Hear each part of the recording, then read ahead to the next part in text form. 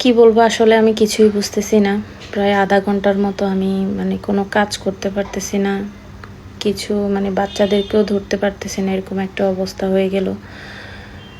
কতগুলো মায়ের বুক খালি হয়ে গেছে, তাই না? মিনিটের মধ্যেই জানি না কি হবে, কি হতে চলেছে।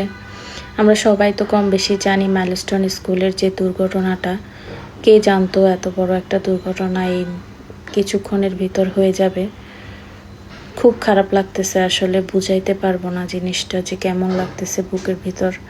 খুব ইচ্ছা করতেছে জায়গাটাতে যদি উপস্থিত থাকতে পারতাম, যদি কিছু মানুষের উপকার করতে পারতাম।